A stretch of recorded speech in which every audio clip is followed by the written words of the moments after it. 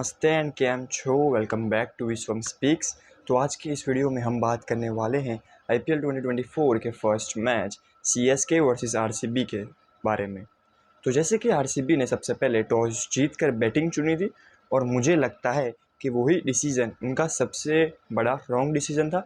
जैसे मैंने पिछले वीडियो में बात की थी कि चेजिंग टीम के पास ज़्यादा फेवरेबल चांस रहेगा जीतने के लिए, तो वैसे ही सीएसके ने लेकिन पहले टॉस जीतकर बैटिंग चुनी और उनको लगा कि ये पिच बहुत ही हेल्प रहेगी बैटिंग के लिए और बाद में वो डिफेंड आराम से कर पाएंगे टोटल।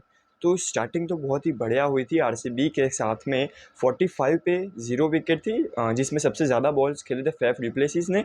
कोहली ने मात्र 1 या 2 ही बॉल खेले थे, लेकिन 35 पर वो हो चुके थे आउट और उनके आउट होने के बाद तुरंत एक पर से एक विकेट गिरती जा रही थी। और सबसे बड़ा मेन रोल इसमें प्ले किया था मुस्तफिजुर रहमान ने। जैसे कि मैंने पिछले वीडियो में बात की थी कि चिपॉक पे पिच पे मुस्तफिजुर रहमान एक काफ़ी बड़े एक्स फैक्टर रह सकते हैं सीएसके के लिए। तो एक ही ओवर में उन्होंने 2 विकेट चटका कर आरसीबी को एकदम बैकफुट में रख दिया था। अब पावर प्ले में उनके 3 विकेट ऑलरेडी गिर चुके थे। एक ली थी 2 कंसेक्यूटिव ली थी मुस्तफिजुर रहमान ने और एक ली थी दीपक चहर ने। तो इसी की बदौलत स्कोर था मात्र 45 पे 3 विकेट और अब बैटिंग उतनी खास बची नहीं थी। टॉप ऑर्डर ऑलवेज आउट हो चुका था।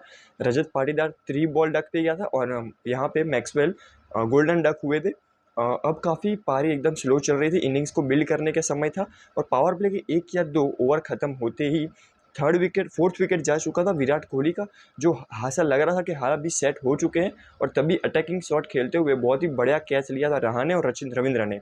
तो 20 बॉल्स 21 पर बाद में पारी समाप्त होती है विराट कोहली की और उसके तुरंत बाद कैमरन ग्रीन की भी विकेट ले लेते हैं मुस्तफिजुर रहमान। तो in the quick succession of time Mustafizur Rahman gets 4 wickets. लेकिन सबको लगता है कि अगर ये 120 भी पार कर ले तो आरसीबी के लिए बहुत ही बढ़िया स्कोर रहने वाला है। और जिसको पिछले सीजन में आरसीबी फैंस ने सबसे ज़्यादा गाली दी थी, जो तो दिनेश कार्तिक और अनुज रावत, वो ही आरसीबी को बढ़िया सा कमबैक कराते हैं। 15th ओवर तक मात्र कुछ 100 या वैसे ही रन थे, लेकिन लास्ट के 5 ओवर्स में टोटल 70 रन स्कोर कर लेती है आरसीबी और इन दोनों की पार्टनरशिप 95 रन की होती है। अनुज रावत एकदम ब्रिलियंट इनिंग्स खेलते हैं। मैं बोलूँगा आरसीबी की अभी तक की उनकी one of the best inning होगी आरसीबी के लिए। और सेम ही सिचुएशन में दिनेश कार्तिक, जैसे ही T20 वर्ल्ड कप आने वाला होता है, वो भी कुछ फॉर्म में आ जाते हैं।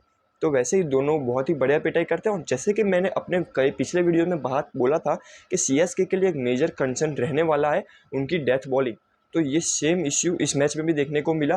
Tushar Pande can't be their death bowler, वो बहुत पिटाई हुई। एक ही ओवर में 3 छक्के लग चुके थे तुषार पांडे को। तो वैसे ही मिडल ऑर्डर ने काफ़ी संभाल लिया था आरसीबी को। तो एक रिस्पेक्टेबल टोटल 174 तक पहुंच चुकी थी। जैसे मैंने बात की थी अपने प्रीव्यू वाले वीडियो में कि स्कोर 160 टू 170 के आसपास जाएगा, तो एग्जैक्टली ये उसके मिडल पर हुआ था स्कोर। तो अब अगर आरसीबी क्विक विकेट्स ले पाती सीएसके की तो मैच कुछ ज़्यादा इंटरेस्टिंग बनता, लेकिन ऐसा बिल्कुल भी नहीं हो पाया। सीएसके के ओपनर्स ने एकदम धमाकेदार शुरुआत की थी। उनके भी डेब्यूटेंट और यंगस्टर रचिन रविंद्र एक अलग ही अटैकिंग मूड में आए हुए थे। हालांकि 15 रन पे ऋतुराज गायकवाड़ की इनिंग को समाप्त हो चुके थे, लेकिन रचिन रविंद्र पारी को स्लो करने के बिल्कुल भी मूड में नहीं थे।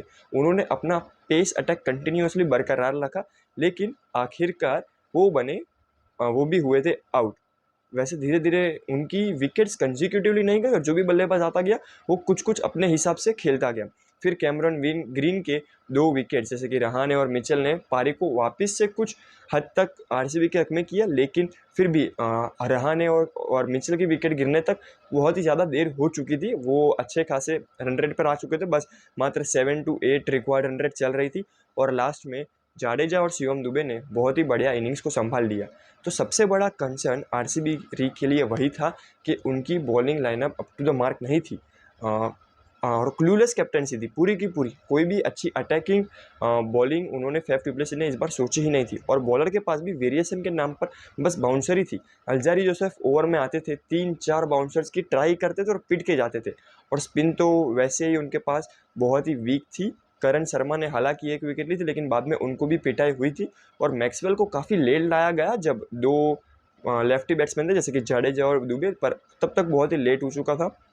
सो इसी के तरह बहुत ही आसानी से CSK ने ये टारगेट चेस कर लिया था। सबको आशा थी कि MSD की कुछ बैटिंग देखने को मिले, लेकिन इस मैच में उनकी बैटिंग तो नहीं लेकिन बहुत ही बढ़िया कीपिंग देखने को ज़रूर मिली।